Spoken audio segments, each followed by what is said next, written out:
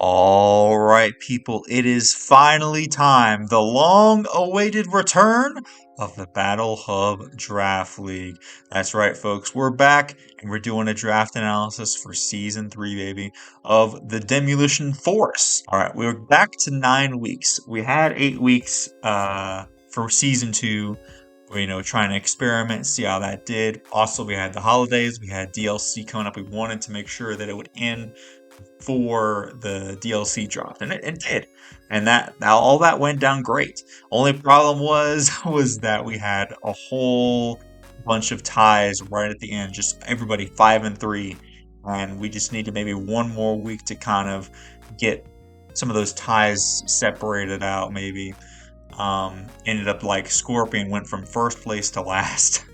Or well, not last, but just barely out of playoffs. So we're hoping maybe that 9 weeks will prevent a whole like long list of 5-3s. And so from there, we got the top 8 advancing to single elimination playoffs.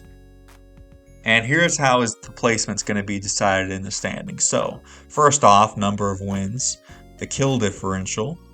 Then we got the head-to-head results. So let's say if you guys have the same standing, and if that's tied with your kill differential with someone else, then how you guys did in your own battle will determine who's higher. And if that still doesn't apply, maybe they never battled, then it's the Pokemon with the most kills. And I think, is there one more? Oh yeah. Second most kills, and you just keep going down the line until you break. So that's just in some weird instance where maybe somehow all that tied. So with that, I don't think there's any chance of anybody ever tying in that case. So that's how we've got it. It's pretty much the same as season 2, at least is what I have, which I'm assuming we're going to go off of. So on to the drafting rules. So each captain has 105 points to draft 10 to 12 Pokemon. A little bit controversial, a little bit steep. You've really got to budget out your mons towards the end, which, I'm kind of glad we did, just because it means that a lot of the lower tier Pokemon get to be shown off. No matter who you are, you're going to have to get some lower tier mons, and not just like 1 or 2 at the end, like probably several the last 3 or 4 picks to try to get to show those off to be able to get to 10. And 16 coaches, snake style draft, standard stuff. And this time we're gonna, because we had the points be lower. Well, technically it's a 5-point increase from last season, but we have to pick one more Pokemon at least, so that changes things up. And also the highest point total on the draft board went from 18 to 19. And there's going to be Pokemon shifted up from there as well. So from there, we were like, all right, let's let the coaches have, instead of the Terra Captain only being 10 as the max, you can have a Terra Captain with a value of up to 11 points. So there's some power out there, some big power. And with that, instead of 18 point total, it's now 20 point total. So should be some solid Terra Captains. I mean, some of that might still be the same with inflation. A 10 pointer is probably going to be an 11 pointer this season. But all in all, should be some powerful mons. And in this league, of course, free open Terra. If you have a Terra Captain, it can be any type, any given week. And they're not known ahead of time. It's not like, I don't know if you guys saw my VGC draft league, the Castelia Battle Network. Right before the battle, any Pokemon could Terra into anything, but you let your opponent know what all those Terra types were ahead of time. Kind of like open team sheets in VGC. Not the case here, so it can be very scary. That's why the Terra Captains are often the determining factor in some of these battles. So, with that, let's get on to the draft order. So, who was first in the draft? I'm telling you right now, it was not me. We have Beardo, aka Viridoo, aka Mixerdo, from the Battle Hub Discord. Be sure to join the Discord, yada yada. Link to that in the description, of course. Then we had actually Rolder returning from Season 1. Good to see them back. And they're at pick number 2, so they're going to get some powerful mons. We got Arcaniner, who's been in both Season 1 and 2 as well. And they're number 3 now. Then we have Scorpion. They were like number 2 or 3 last time? And now they're number 4 again, so you know they're going to get a powerful team. We got Anastasia, a newcomer, and she's going to be a number 5, so she's going to get a powerful squad too. Beanard, who finally got out of either being in the middle or near the end. So he's top 6, so pretty solid. Then we got Lazy Boy, another new coach to Season 3. Lionel returning from Season 2. The middle of the pack. I felt kind of bad for Lionel until, well, you guys will see what happened later. I'll explain kind of what happened during the draft. Then we have Raymond, who's at number 9, our MVP, our Season 1 and 2 champion. Stuck at the middle, though. I can't imagine that they were too happy about that. They've also won back-to-back championships, so they're probably chilling. Then we got Sneezy Wims, another new coach. Stefan returning from Season 1 and 2. Interesting fact about Stefan's team is that they did not pick any of the Mons themselves, and it's kind of crazy because their friend actually picked all their Mons. So if you guys want to go check out their team, I would check it out and see. It's probably not any of the Mons that he's used to using, but I'm sure he'll have a fun time with it. And then finally, myself in 12th place. I'm not going to lie, I was kind of disappointed. As soon as I saw I wasn't in the top 7, I was like, okay, just put me back as far as possible. And then I got number 12, which is one pick later than Season 1. So I was like, it's not that great, but I'm sure we'll make use of it. Next up, we have Caddy. Yes, let's freaking go. Caddy, the creator of the Battle Hub League. You guys should go check out all my the trailers I made for those leagues.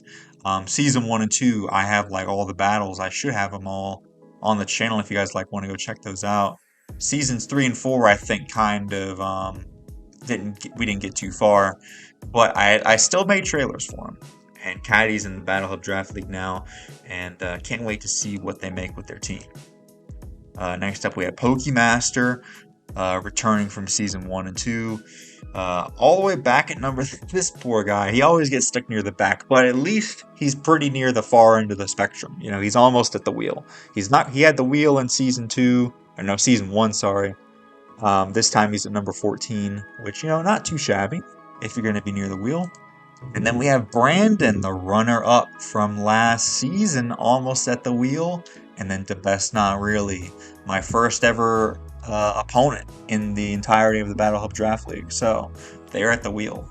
So with that in mind, as you can imagine, that all of these coaches, Beardo, Roller, I guess I can go kind of through their picks. So Beardo and Roller both wanted a Sand team. Beardo got Exujo because he knew that Roller probably wanted a Sand team too. He didn't want to get sniped. Well, I'm not sure if he knew at the time, but he was like, Exujo's a good mon. He didn't think it would get all the way back around him, so he's going to pick it right off the bat. The best Sand Sweeper in the game. Roller had Iron Boulder, fast, strong Pokemon that gets a Spadef boost in the sand. Our Caniner actually chose, oh crap, I'm blanking on it. I feel bad. Why am I blanking on Arcanire's pick? No, it's Latios, right? I remember that Latios went pretty early. I was like, dang, he got Latios, and he didn't get Dragapult. Maybe he wanted Raymond to get pulled. I don't know. Either way, after that, Scorpion got Iron Valiant. They're going to go for the Paradox Pokemon, and they're definitely going to want to try out Iron Valiant after I used it last season.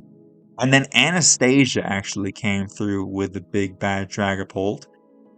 So good for them. They get to use it. It's a fun mon to use. Captain Beanard, sorry. I don't know why my eyes skipped over Beanard, but Beanard actually chose, let me see. I'm looking at it here. Sneasler. Wait, didn't he?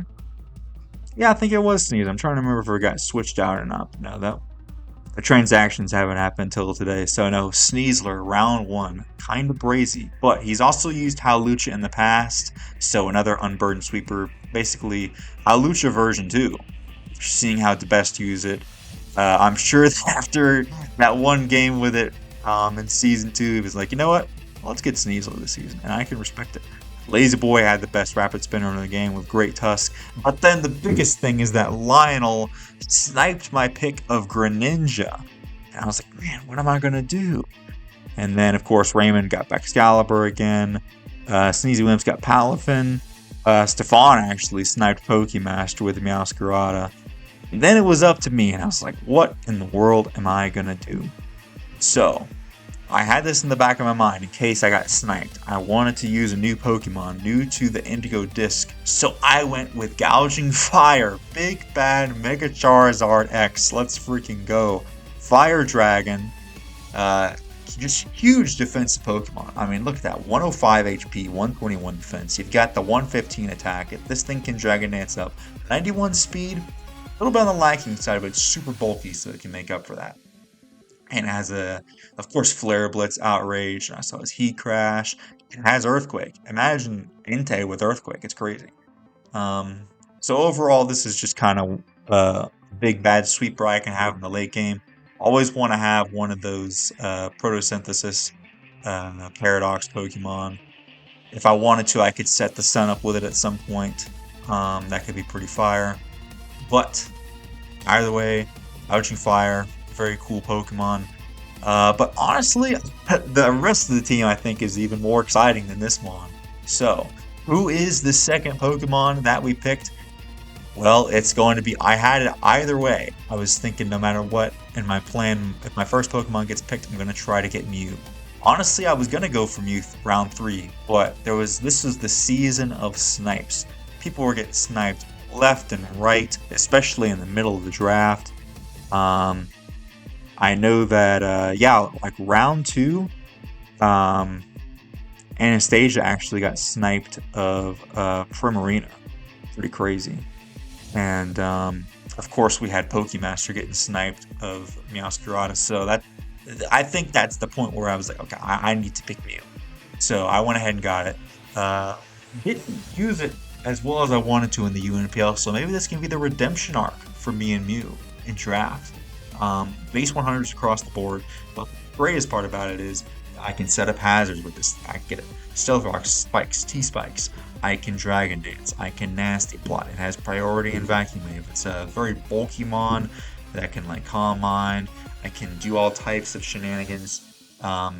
And I believe Envy also has Mew. So you already know I'm taking notes on what this man does. And I'm going to try to use those strats myself. So y'all better watch out. Especially, it's good because SPL is way ahead of Battle Hub Draft League. So I'm going to have like weeks to study what Envy does with this mon. And kind of learn more about how to use this thing. And fully show off the mascot of the Demolition Force. First time using it in the BHDL, so very excited to use it here. And yeah, so that's Mew. Like I said, if I had Greninja, my plan was to go with a Dark Psychic Fighting Core at the start. Unfortunately, I didn't pan out. But at this point, it was still a little early in the draft, you know, but a lot of Pokemon had been picked. It came back to me on round 3. And I saw there was a certain water Pokemon that was unpicked. At this point, my plan was to go for Gyarados or Rotom Wash. Because like, oh, that could complement Mega Charizard X over there, Gouging Fire pretty well. You know, that was the classic core. You know, Rotom Wash with Charizard X in X and Y. However, unfortunately, Beanard sniped me of Scizor, and I had just texted Scorpion. I'm like, yo, I think Scizor could look pretty good. And then it was gone. I was like, dang it. So then I planned on getting another Steel type and switching it up. And I'm like, you know what? I see that there's another Water type that's very good. I don't need Gyarados or Rotom Wash when I can have nice and powerful, huge power Azumarill, baby. We got it. I had this Pokemon in the SPC, and it is a returning Pokemon for me now. Yeah, Raymond used it very well versus me. And of course, I just got wrecked by it in the UNPL Season 4. So I'm like, you know what? I need to use this thing. This is a broken Pokemon in draft. Water Fairy, one of the best typings. I did feel kind of bad. I was like, maybe Anastasia wants this thing, but she didn't get it. So I was like, okay, well, if she's not going to, I'll take it for sure. So yeah, 180 defenses are always great. This thing can belly drum up. And let me tell you what, right now, we've got these two sand teams. And I'm thinking Ozzy might be pretty good into him. I'm just saying. But yeah, that's Azumarill. I can also always run Sap Sipper if I wanted to run like a defensive set. Can run Choice Band, Assault Vest, Melee Drum. Lots of options with this thing. Choice Band, just an overall very powerful Did I say choice band twice? Very powerful Pokemon. And of course, I have it as a shiny sprite here because all the way back in Black and White 2, I was just playing the game, I think, just to play it. I think I got it for like a Christmas present, and because I had never played Black and White, I did to X and Y, so I was playing it to say that I played through all the generations. And lo and behold, I'm there at the place with the Mareep farm, and I just run into the grass, and boom, shiny Meryl. Problem was, it was modest and thick fat, so it was useless. But you guys can go check out the video that I made back in Sword and Shield where I perfected this thing and turned it into a legitimate competitive Azumarill. And I still have it in my boxes to this day, so I could probably retrain that thing every week like I did Iron Valiant and use it for real. Shine A, the shiny Azumarill. Will continue. Alright, so that's Azumarill. What is the next Pokemon? Like I said, we needed that nice and powerful Steel type. Well, not really Steel type.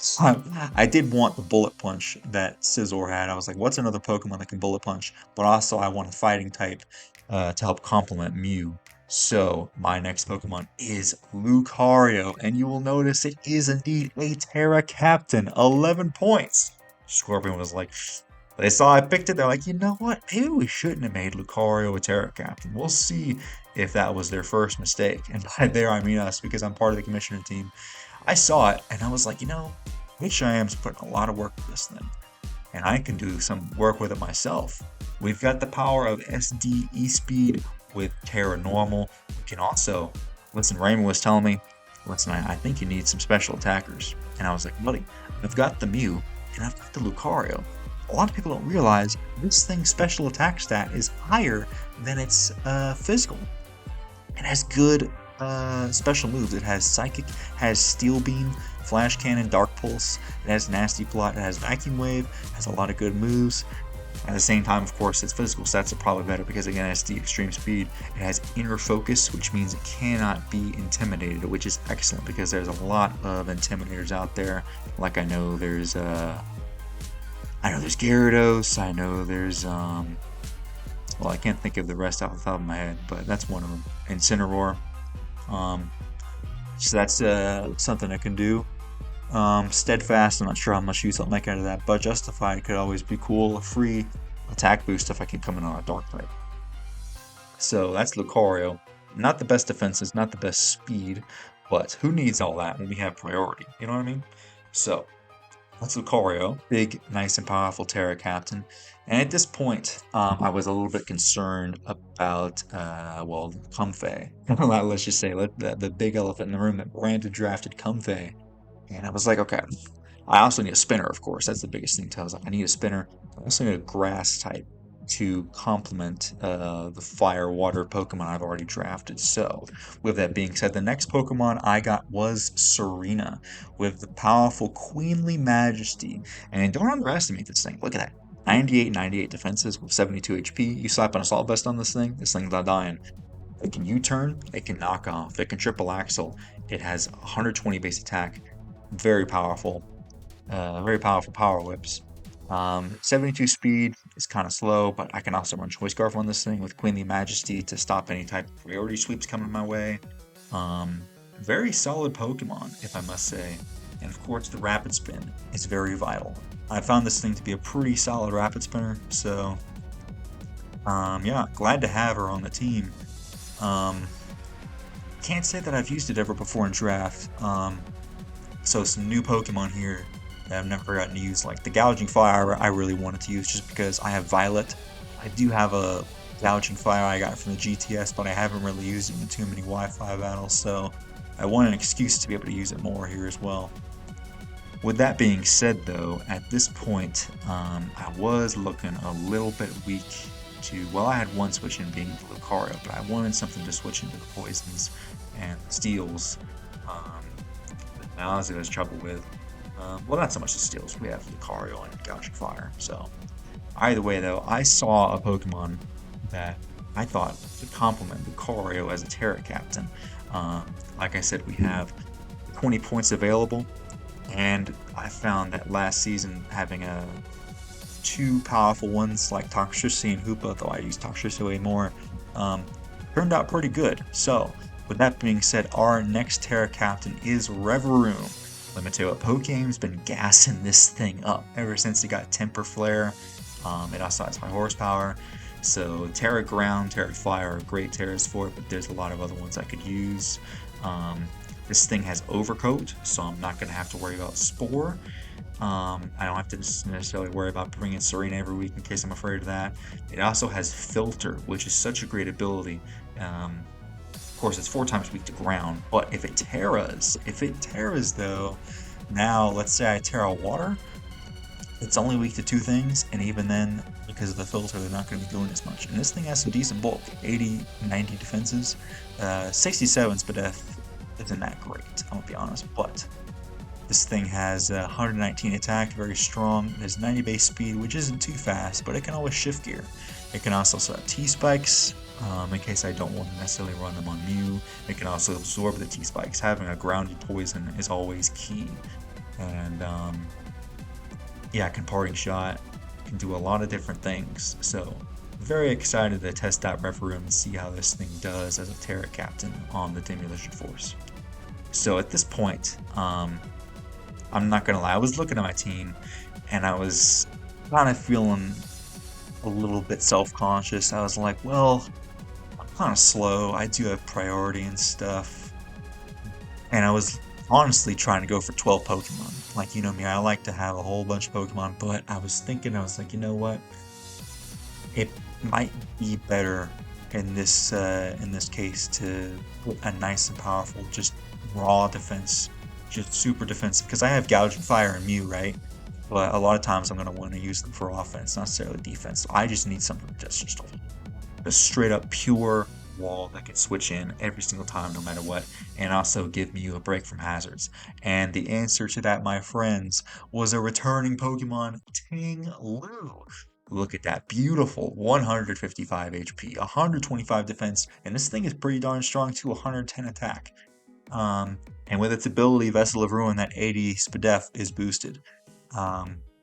So I figured, well, at this point, I may as well just lean into the bulk and try to keep on getting up those hazards. And I'm pretty happy with Ting Lu. You know, it's a returning Pokemon. I kind of missed it in Season 2. So having it come back in Season 3, I don't want to have to keep using the same Pokemon. But at a certain point, you know, sometimes you have to. So I changed up my draft plan. Originally, I was going to have, like, Honchkrow and Gligar and some other Pokemon. But then I consolidated those guys down. Right, let's just have a nice, powerful Ground Dark.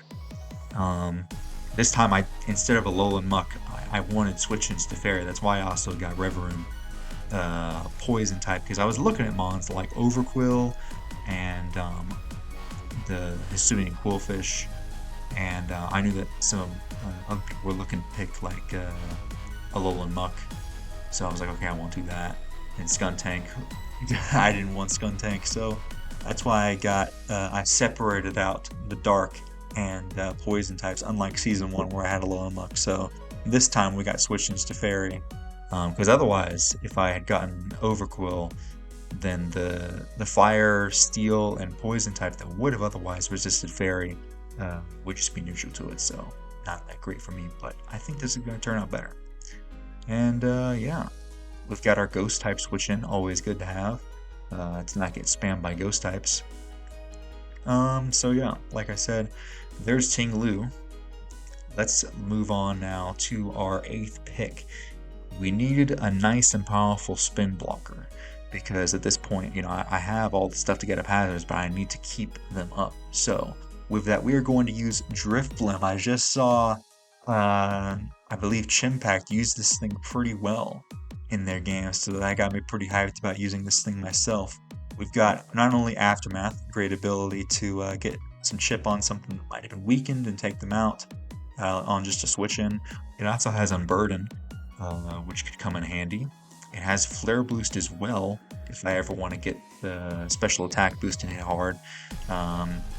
Adds on another decent special attacker. You know, we got Mew and Lucario, but this thing has 90 base special attack, so it's not too shabby either. Very defensive Pokemon. Well, too much. I mean, the main thing is it's 150 base HP. Its defenses are kind of lacking, but if I invest into it, it can take a hit or two. Not only that, this thing has Strength Sap and Pain Split, though Strength Sap is probably going to be better. Very excellent recovery move. It also has Will-O-Wisp with this, so this thing can just shut down those physical Pokemon that might threaten it otherwise.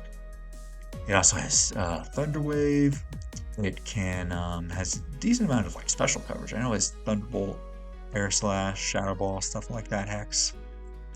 Very good Pokemon. And of course, I don't know if I said this already, but it can defog if I ever want to do that. So with that, that's also our ground type immunity. And with that, that's Driftblim. So moving on now to our next Pokemon, we have Zebstrika.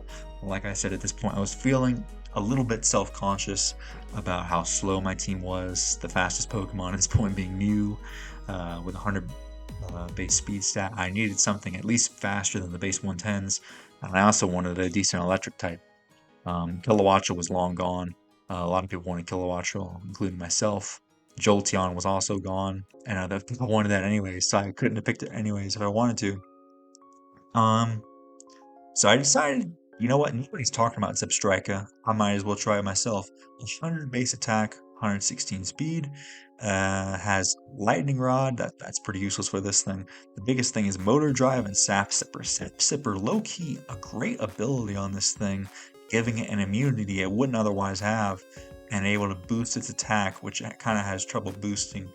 The biggest thing about this thing is that it has the base 116 speed, so I can run a Choice Scarf on this thing to outspeed things. I might have trouble otherwise. It also forces my opponents to try to outspeed this thing and speed creep it, so anytime I can force them to have to put more EVs into speed and less into bulk, that means I can hit them harder. So that's Zebstrika. Not a very diverse move pool, but I know it has Trailblaze and it has Flame Charge and Supercell Slam, so you know it's good enough for me. So with this, we've got one more pick. We had just enough points to get this last Pokemon, who I've also really wanted to use in BHGL. It is Cryogonal. I'm using Cryogonal in 2 leagues at the same time. It's crazy. 95 base attack. So we got another decent special attacker. 135 Spadef too. So we've got the big defenses on the Gouging Fire and the River and the Ting Loop. Then this thing can also be a Spadef Wall. You know, 80, 135 Spadef, that's pretty decent. And 105 speed as well, so another Pokemon to kind of speed creep.